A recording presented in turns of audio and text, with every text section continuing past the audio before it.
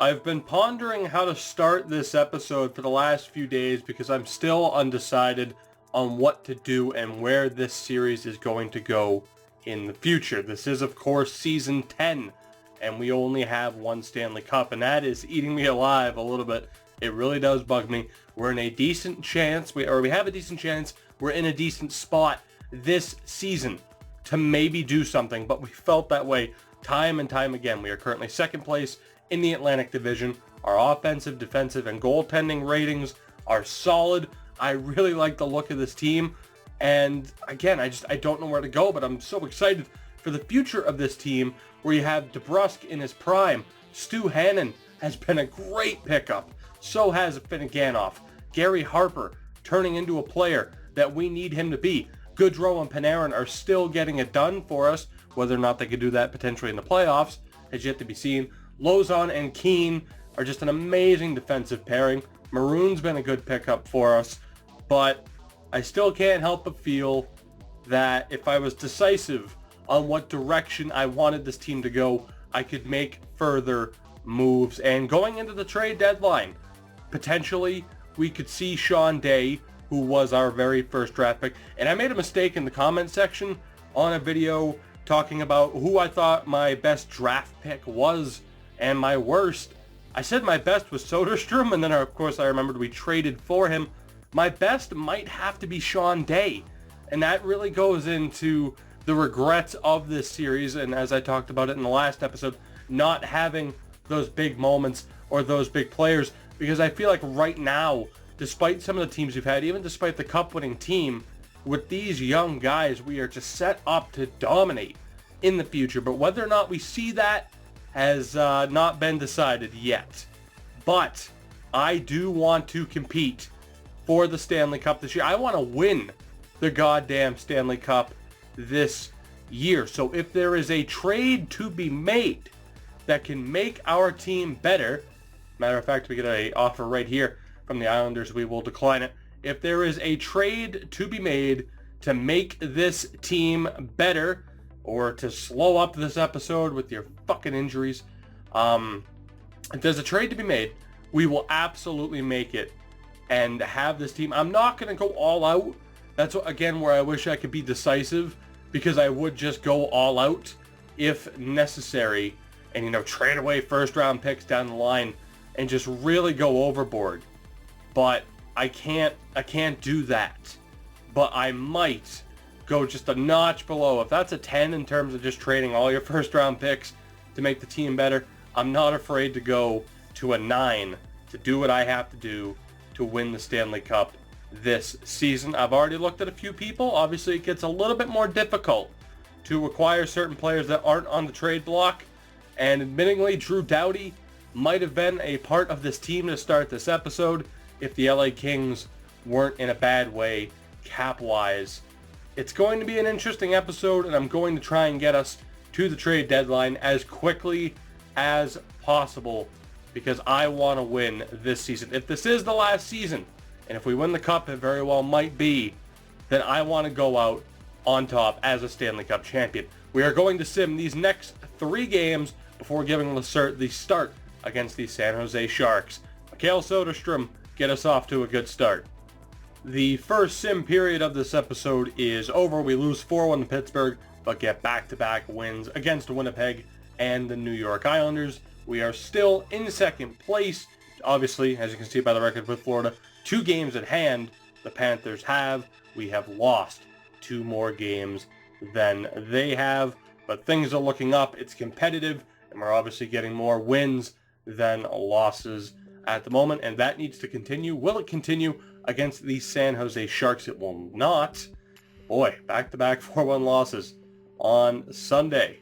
Sunday, not a very good day for us, apparently, and we give up a little bit more ground to the Panthers. And again, I want to get to the trade deadline as quick as possible to try and hopefully find a few more people up for grabs on the trading block, rather than having to really go overboard and pick up certain people that aren't, and of course have to deal with the garbage that is known as the trade logic in this game. But here we go, another big sim period, because we are going into the month of March, all the way to this game on March 3rd against the Carolina Hurricanes just before the trade deadline. Let's do this. Soderstrom, get us some wins here, buddy. We could really use it. The sim period has come to an end. We had to deal with a couple of injuries along the way, but things have gone relatively well for us.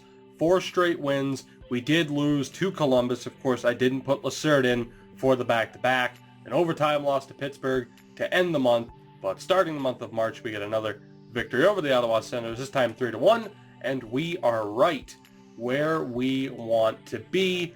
We're still in second place, unfortunately, but we're going to sim this Carolina game, and then we will take a look and see if we can find a player or 2 or 7, whoever can make our team better. Unfortunately, Sidney Crosby has fallen to an 85 overall. He continues to fall. He's having a great season, though, with 40 assists thus far, but we won't take a look at the stats until the end of the episode. Otherwise, this will really drag on, and it might be a long episode. That almost wasn't English. Might be a long episode to begin with. A 6-3 win over Carolina.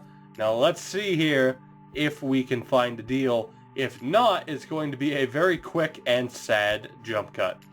I said you could expect to see Sean Day traded, and that is exactly what we have done. Sean Day, along with Carson, who is 7th D potential, and a 4th round pick down the road to St. Louis for Alex Pietrangelo, 88 overall. He does have 2 years left on his deal. If we continue to play into season 11, he will probably be immediately traded. But this improves our defense in the meantime, and we might not be done there. We've done a lot of searching for our next trade, and I've settled on this one. Jake Muzzin, or Josh Muzzin. See, I don't even recognize his name. A 1st round pick down the line and a 2nd round pick in this upcoming draft for Seth Griffith. The same Seth Griffith that started his career on our team. Now, I haven't done up the lines yet. I will show you guys that in 1 second. As I'm wondering where Griffith is. Has it put him down in the AHL by default? Oh, where could he be? It put him down in the AHL. He was an 87 overall. He's now 32 years old. And god damn it, EA, this is so dumb. Let me go ahead and show you what he has done in the NHL so far this season. 61 points in 64 games. He was obviously, as you look in the past, never that reliable for us. But maybe, just a maybe, he has finally turned the page and will be a valuable enough player. He has 1 year left on his deal. There were a couple of other people we were looking at, and I will take care of our lineups in a second. Again, I was looking at Drew Doughty. It cannot work out. LA's cap is just way too low, and that simply won't work out for us. But as far as other players we were looking at, Johan Larsson, Phil Kessel, Matt Duchene on Colorado, Seth Griffith, William Nylander on Toronto. But the big one here was in Montreal, where they are having an absolute fire sale. But I think the value is just too high for somebody like Logan Brown, who has less points than Seth Griffith. Then you have these other 2 guys that aren't too bad, but are doing just absolutely terrible. So our 2 additions at the trade deadline of the day before, Alex Pietrangelo and Seth Griffith. This trade is a tough one because I think Steve Wolf might actually become something, but unfortunately the money didn't quite work out with the Seth Griffith deal, so we need to make one extra move, and that will be sending Steve Wolf to the Calgary Flames for a handful of draft picks. And our final trade is one that I don't necessarily want to make, but I have been handcuffed into making by the game, by really just a lack of information about our cap situation. With the Seth Griffith deal, everything appeared to be good to go, and then the game suddenly says, nope, you can't call up this guy, even though if you look at the numbers it would work out. But because of EA's logic, I am forced into trading Ivan Suglobov. Of course, we just traded Steve Wolf. as well. And I really don't want to trade Suglobov. I would rather trade Crosby, but he appears to be the glue that keeps this team together. Suglobov is in his final year of progression. He might make it to an 85. He has had a pretty good season with us so far, 34 points, but we are going to let him go, and that allows Seth Griffith to come up to the main roster. Whether or not this trade will work out for the best has yet to be seen, but trading Steve Wolf and Suglobov to be able to fit Pietrangelo, but trading Steve Wolf, Sean Day, and Suglobov to be able to get Pietrangelo and Seth Griffith into the lineup, I can only hope it works out for us. So here are the lineups moving forward for the rest of the season and into the playoffs. Top line, DeBrusk, Crosby, and Seth Griffith. Second pairing of Afinogenov, Harper, and Hannon. Bader with Travis Barron and David Pastrnak. And of course the fourth line, Goodrow, Zarnik, and Panarin. Defense is a little bit weaker on paper right now because of an injury to Maroon, but it's Lozon, Keane, Falk, Pietrangelo, and then Reginald, I'm going to call him Reggie from now on, Mendoza, is with Johan Launder. So we will, once Maroon is back, have improved our defense, but at the moment it looks a bit weak.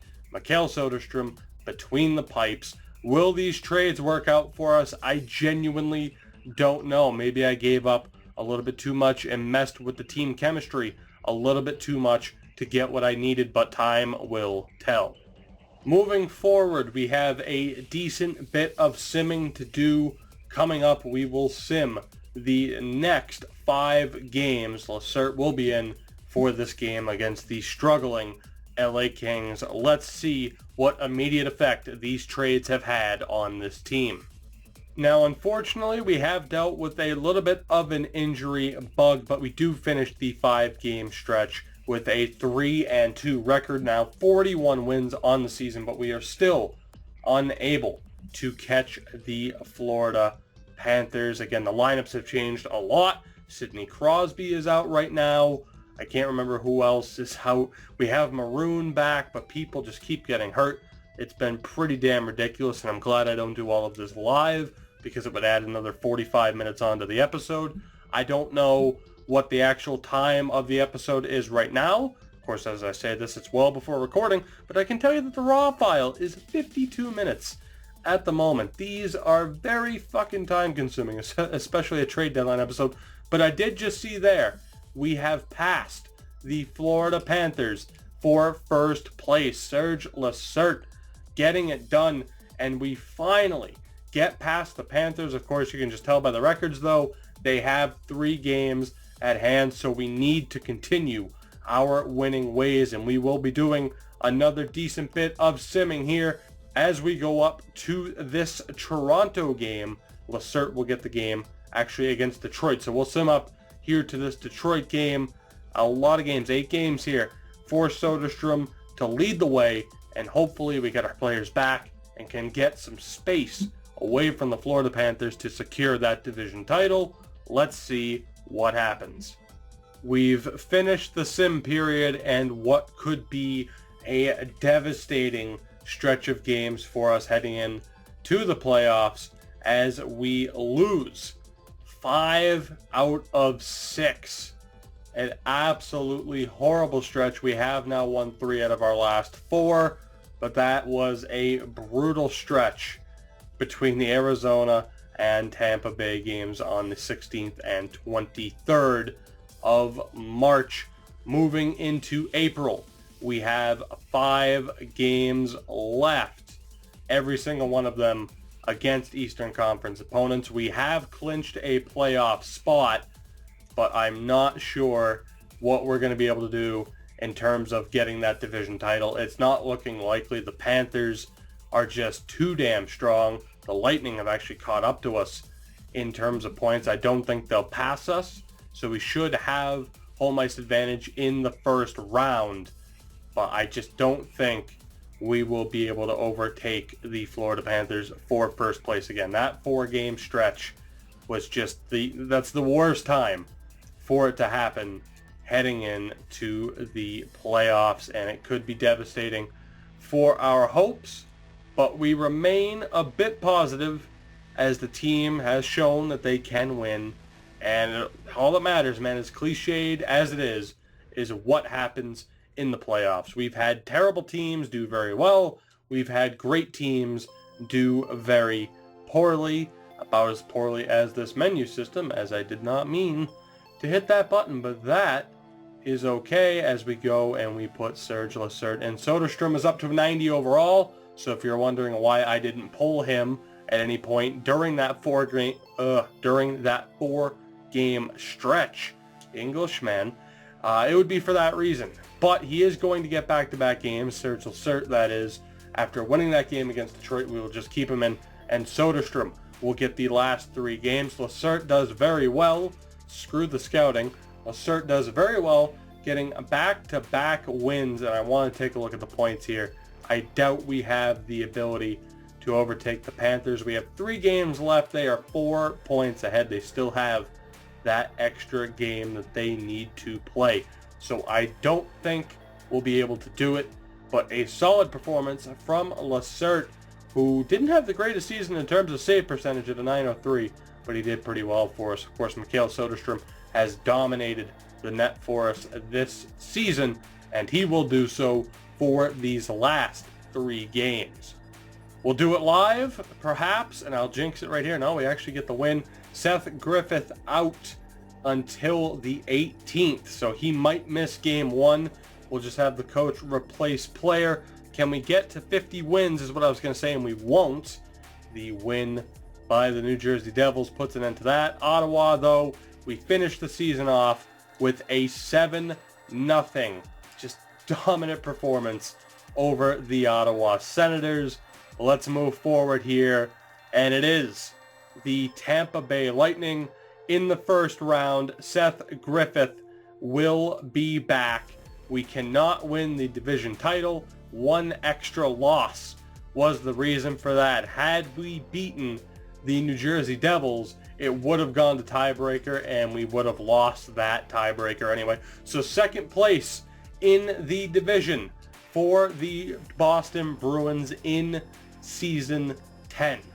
Of course, the big question coming out of this is, did I make the right choices in terms of some of the trades I made? But as we take a look at some of the season stats, DeBrusk was a monster, 78 points. Griffith finishes with 68, so he did not have the most impressive stretch of games with us. An injury did add up, but we're hoping he can turn it on in the playoffs. Sidney Crosby, despite the plummeting overall, finishes with 63 points. Not bad from Pasta. Finneganov with 46. Bader with 46. Artemi Panarin disappointed in Gary Harper, only 37 points. Nathan Keane finishes with just 4 assists, which is absolutely ridiculous. Are there any other surprising names? No, there is not. But that is it for this episode. That is it for the regular season of Season 10. And in the next episode, we begin what will probably be our final playoff push. And you know what? I won't be ambiguous about it. If we win, it's over. If not, the desire to see what Soderstrom, Hannon, Finneganov, the desire to see what these guys can do for us in the upcoming seasons is too strong, and I'm going to want to see what can happen. But the question is this team strong enough? We are so top heavy, but will the big names get it done? Lozon, Keane, Maroons up to an 89, Pietrangelo, Falk, Mendoza's at an 82. He's obviously the weak point on the defense, but he's going to be playing with either Pietrangelo or Falk. Just absolutely amazing defensemen. And then offensively, can they get it done? Can they perform? The biggest question marks go to our big names. Finneganov, Crosby, DeBrusk, Hannon, Harper, Griffith, Pasternak, Panarin, Goodrow. The entire team needs to get it done. We've seen them falter so many times before, but hopefully this season is different. I thank you guys so much for watching, and I will see you in the next one as we begin our playoff run. We are 16 wins away, just a measly 16 wins away from the Stanley Cup. I will see you guys in the next one.